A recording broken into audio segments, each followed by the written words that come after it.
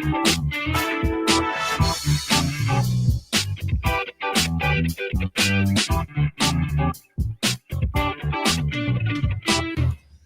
right, all right, all right.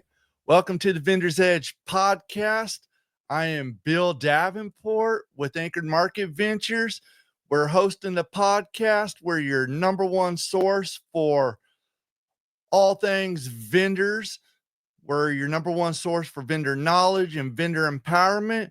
We love creating videos and putting out information to help you as vendors succeed at your local farmers markets and craft shows and festivals. There's something magical about those places and seeing everybody succeed.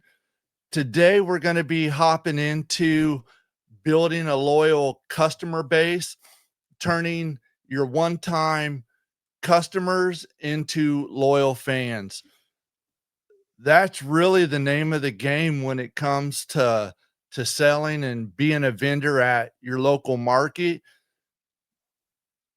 We're going to spend energy on attracting new customers, but we also need to spend energy on cultivating the customers that we have and turning them into loyal customers, really super fans that are going to go out and support you in a lot of different ways. And that's what we're going to be diving into today on the podcast is, you know, why are loyal customers important? How can we foster that? And then we're going to give you some strategies on growing and cultivating those loyal customers for your business. Jumping right into it, why customer loyalty matters. Well, there's a couple reasons why it matters. Actually, there's probably more than a couple reasons, but really, in a nutshell, it drives repeat business. It reduces your marketing cost by encouraging word of mouth referrals. It increases the average amount that a customer spends with you. And ultimately, it contributes to your long-term profitability and stability of your business by retaining customers rather than constantly having to attract new customers to succeed. There's some key statistics when it comes to loyal customers and why they're important. Loyal customers are 5 times more likely to repurchase and refer you and your products to other people. That's huge. That's a huge statistic. But I think the next statistic amplifies that even more. Increasing loyal customers increase your customer retention by 5%. All right. I'm getting all tongue tied. So let me back up. All right. Increasing your loyal customers by 5% can boost profits anywhere from 25 to 95%. That's a game changer right there. Just by fostering loyal customers, you have the potential to unlock a 25 to 95% increase in your profits. That's a game changer when it comes to you as a vendor at your markets and with your business. Loyal customers, they're consistent purchasers at your market. They come back. You can almost count every market, a certain section of buyers at your market are going to be repeat customers. I know all of us as vendors, we know who those repeat customers are, and we can say, all right, even on a slow day, I'm going to make $300 because I know my core group of loyal customers, that's what I'm probably going to spend. And that's just an example. Every business is different on that amount. I'm just using this totally as an example. But you can say $200 I'm going to make off of my repeat loyal customers. What if you grow that base of loyal customers? So now you just took a $200 slow day at a market and you increase that to $300 or you increase that to $400. And that's on a slow day because those are your repeat customers. But those repeat customers do so much more for you beyond just being loyal supporters of you as far as purchases.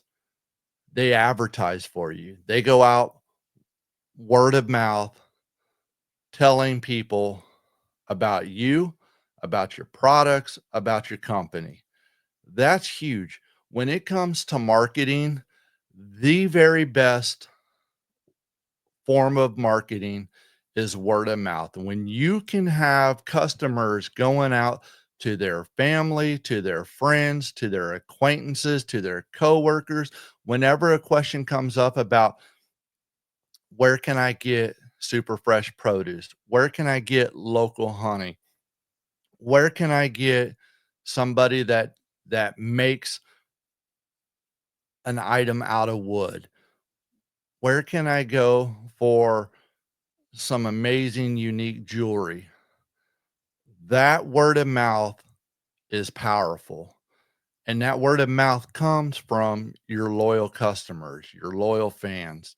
So the more loyal fans that you can cultivate, the more word of mouth you get, the better your business succeeds. But it also creates community. It creates a strong sense of community at the market overall for everybody. So your strong customer base benefits not only you, but it benefits everybody else at the market because those customers on average are going to purchase from other vendors. So it's a symbiotic relationship across the market where your loyal customers are going to support other vendors. Now, another vendor's loyal customers are going to come out and they're potentially going to support you. That's huge. And I'll give you a couple examples of loyal customers for vendors. And I'll use the Panama City Farmers Market as an example. The first one is the Pickle King. The Pickle King thrives on repeat customers. He's got customers whether it is raining, hot as the sun out there during the middle of the summer, um, cloudy, it doesn't matter.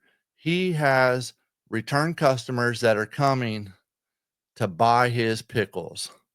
You have folks that come to Arrowhead Beef, Pareca Farms, Forgotten Coast Farms that are there every weekend that they're there to come buy their beef, their chicken, their pork, farm fresh eggs, their fresh milk.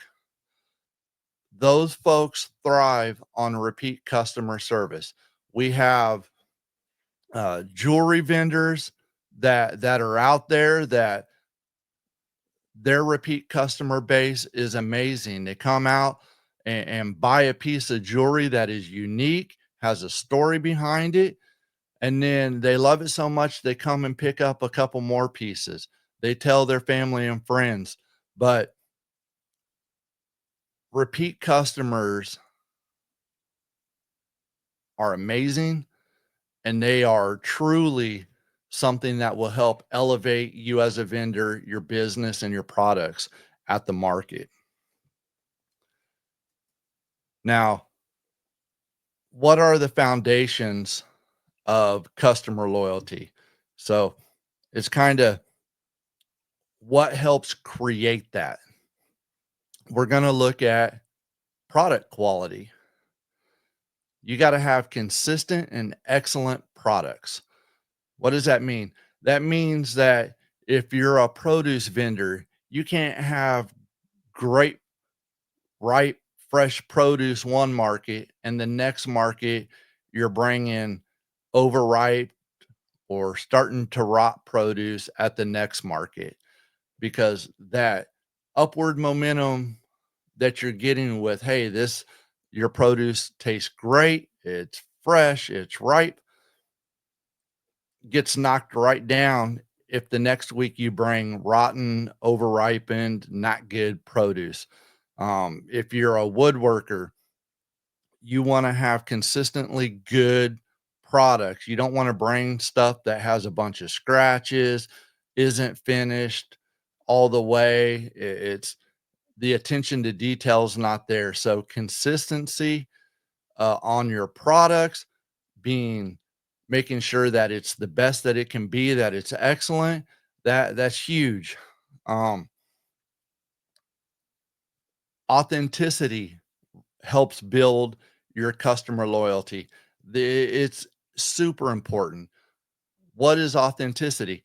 That's sharing your story. What makes your product and your journey unique?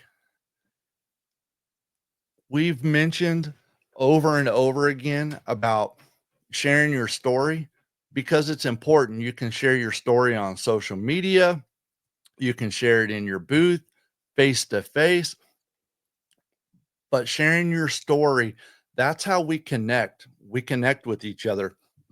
Excuse me. We connect with our customers and we build that bond. We build that familiarity. We make that connection. So sharing your story is huge on laying the foundation with your customers.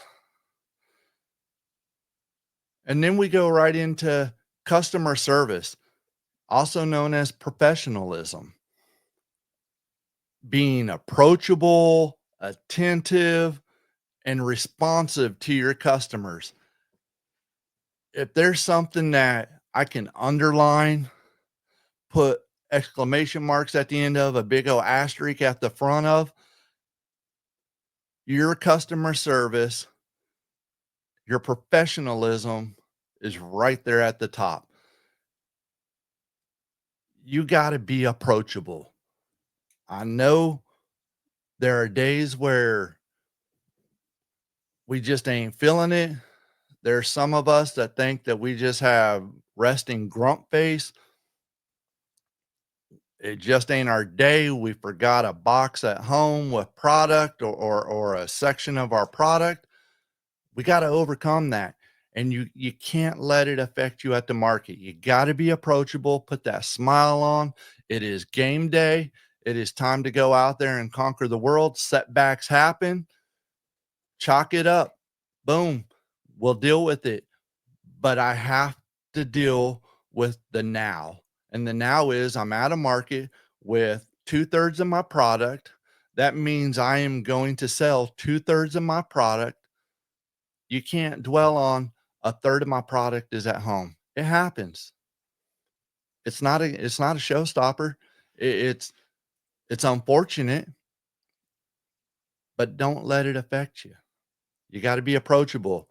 Be attentive in your booth. Don't be down on your phone all the time. Don't be away from your booth half the time on smoke breaks if you're a smoker. Don't be looking like you would rather be 400 other places than where you currently are, because customers pick up on that. We pick up on it as vendors when we go to a store, when we go to a shop. If somebody's not, if that person working the store is not into it, looks grumpy, they're not paying us attention, 7 out of 10 times, we're probably not going to make the purchase and go somewhere else.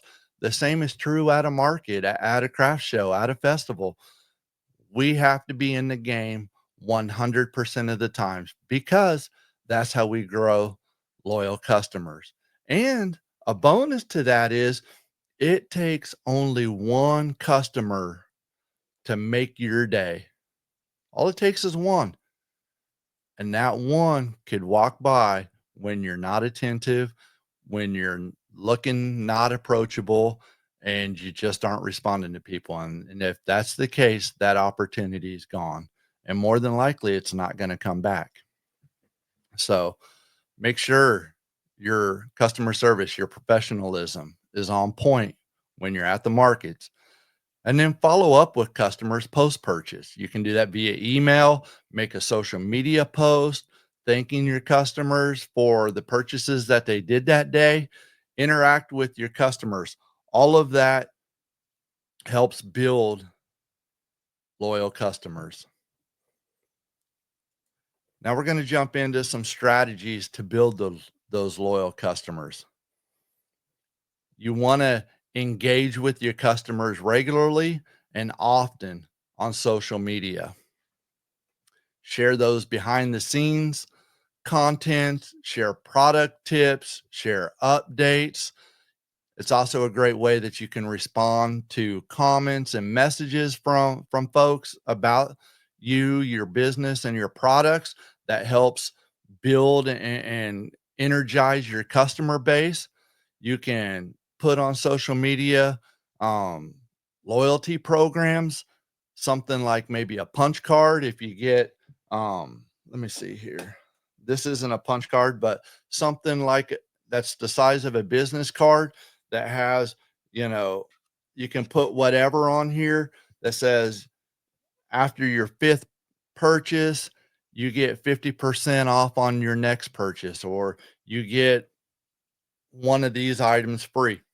Whatever it is, your imagination is your limiting factor on that, but you can set up some sort of loyalty program like that after so many purchases.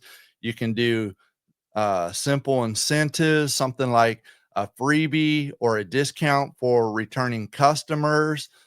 If you're sell a product that has a reusable base, I'll use maybe a candle. After that candle is fully used, if you bring back your candle glass, then we give you 15% off on your next candle purchase.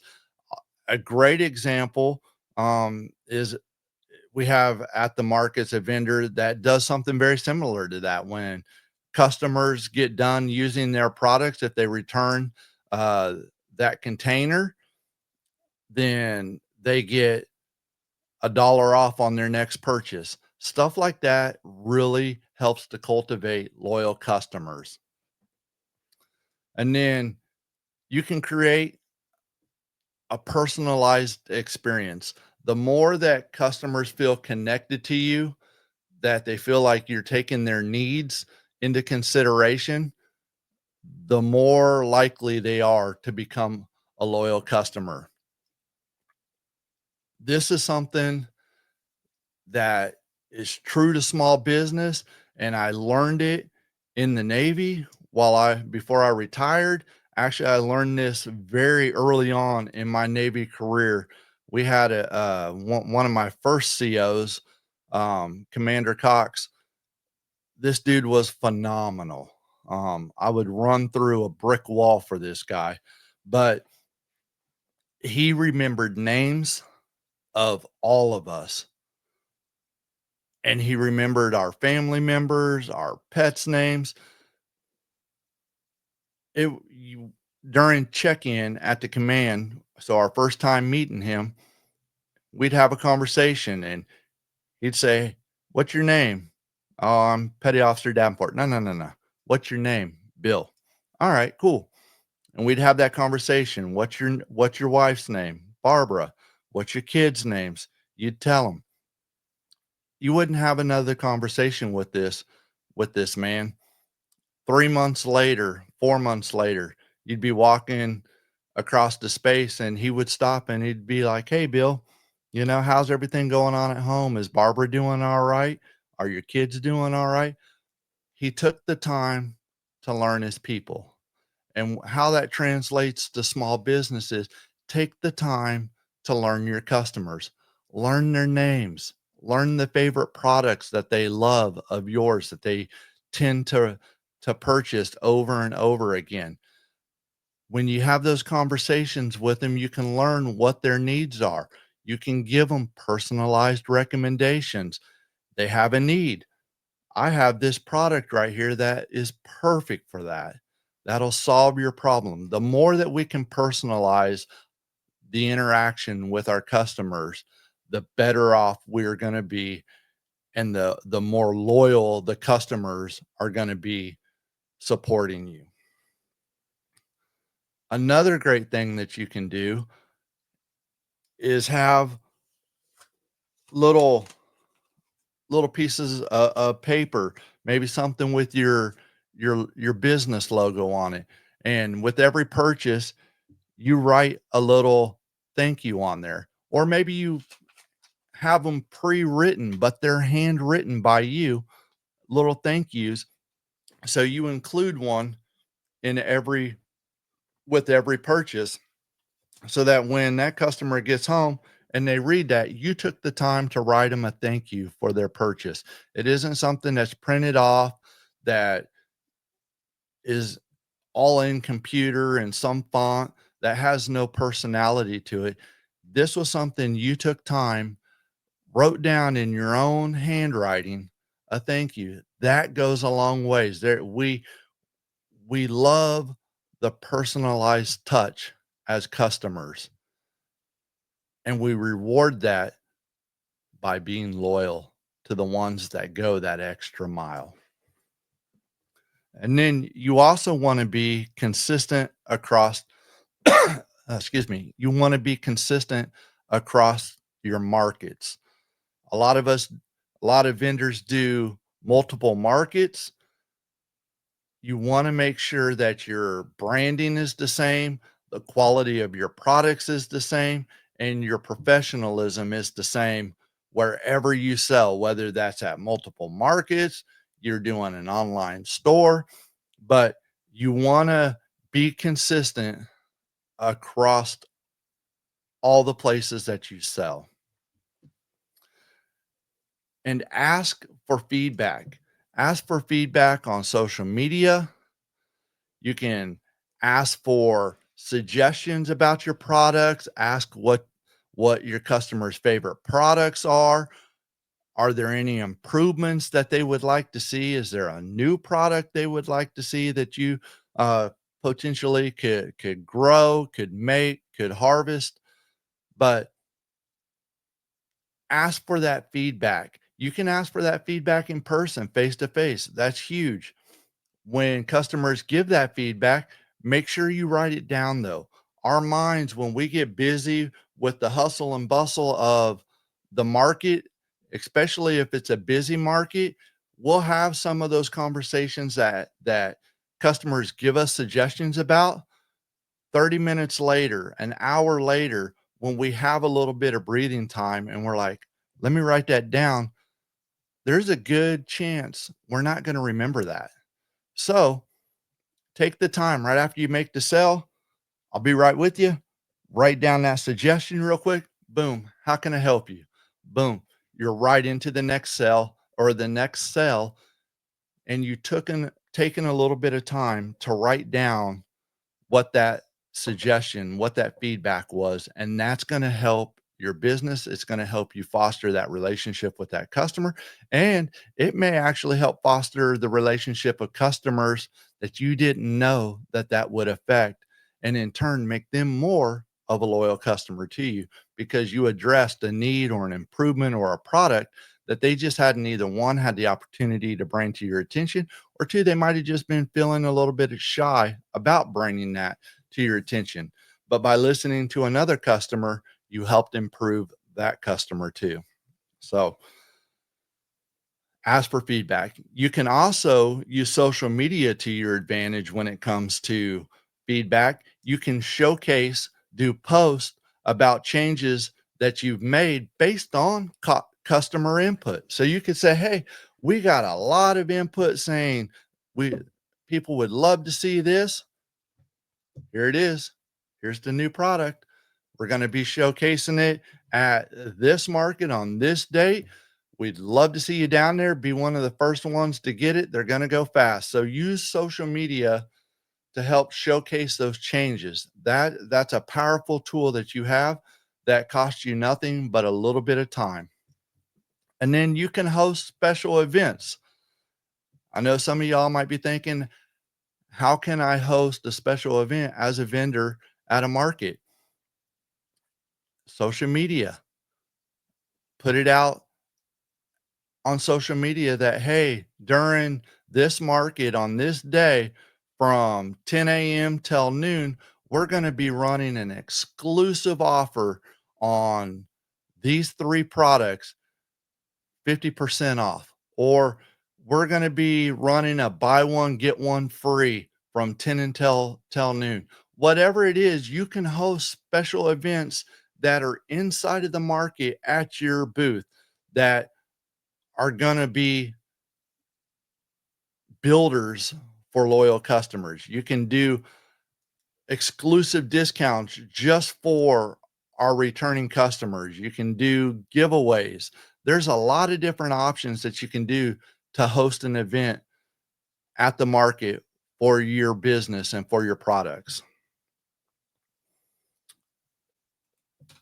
I want to take the time real quick just to give a plug for our book, Farmers Market Success, a comprehensive guide for vendors. If you're new to being a vendor, if you're a seasoned veteran at the markets, or you're somebody that's looking to become a vendor at your local farmers market, this book right here, Farmers Market Success, is a great guide from A to Z. We cover everything from uh, produce to protein, which is your beef, pork, and chicken, microgreens, arts and crafts, dairy, eggs. We go over insurance, how to set up your business, pros and cons of different options. But this is an A to Z guide.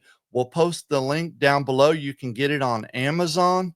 And we think it's a great guide that if you're a vendor or looking to become a vendor, you definitely want to have this. You can use it as a resource guide. You can look back at it anytime as a reference, but it's a we think it's a wonderful thing for vendors, and it's a great way to support us here at Anchored Market Ventures to keep bringing you guys great content. And if you guys have found our videos and what we do for you guys helpful, we'd love to have you guys give us a thumbs up on the video and give us a subscribe. Leave us some feedback, but that really lets us know uh, what we're doing great, and then let us know what you'd love to see, because we will definitely take that into consideration and make the videos that y'all want to see and tackle the topics that you guys want to see us tackle. So we really appreciate it.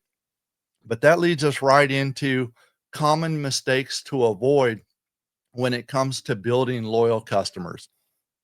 And one of the things that we tend to do when we have repeat customers is kind of neglect them and focus on new customers, generating new customers.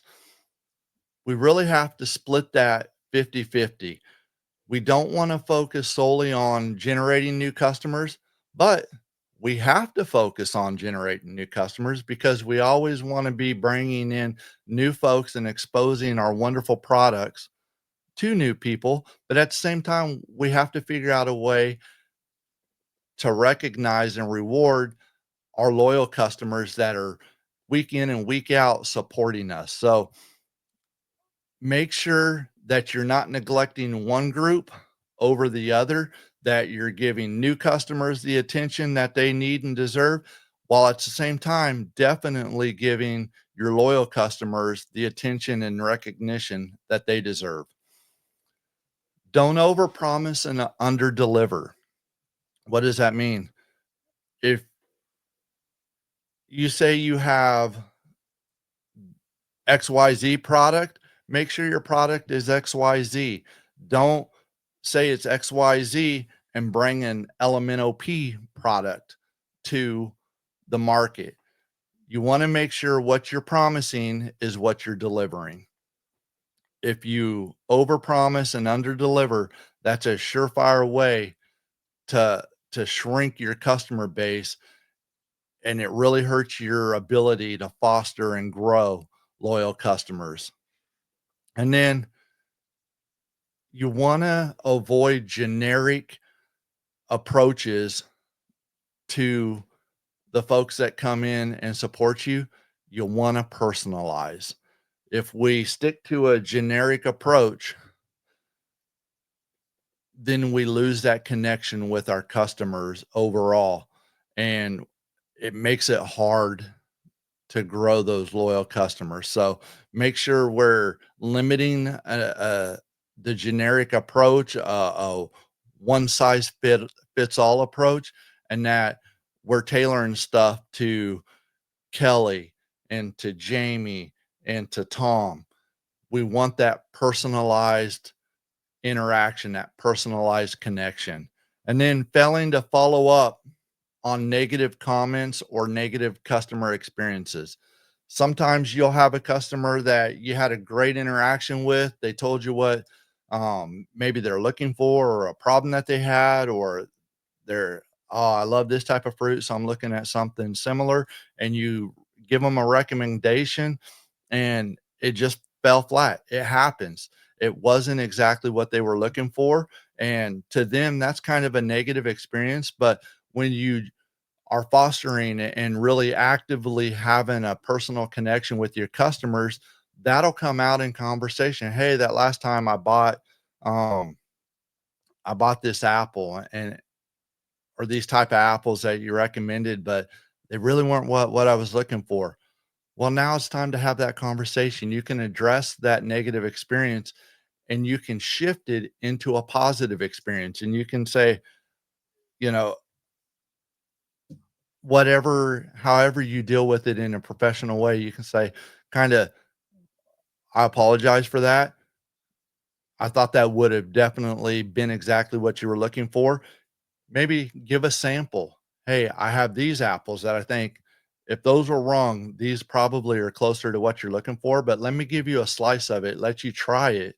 They try it, boom, that's what they want. They buy it. Now you just changed a negative experience into a positive experience. And that person's going to come back and they're going to support you. And more than likely, they're going to tell their family and friends, "Hey, I had this kind of negative interaction. It wasn't what I wanted, but I tell you what, they went up and beyond to get me what I was looking for. This is what they did." And their family and friends is going to come and support you. So make sure you're following up negative customer experiences and converting those into positive experiences.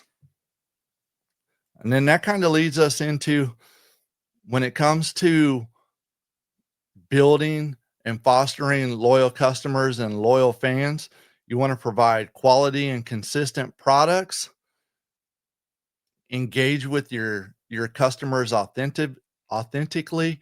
You want to have that personalized connection with them. Implement some sort of loyalty building strategies like incentives and personalized services for your loyal customers. But I want to know from this episode, what's one tip that you found helpful and that you look forward to implementing? You don't have to implement all these all at once. It can be a building block process, but I would love to hear back from you what you found helpful with our talk today.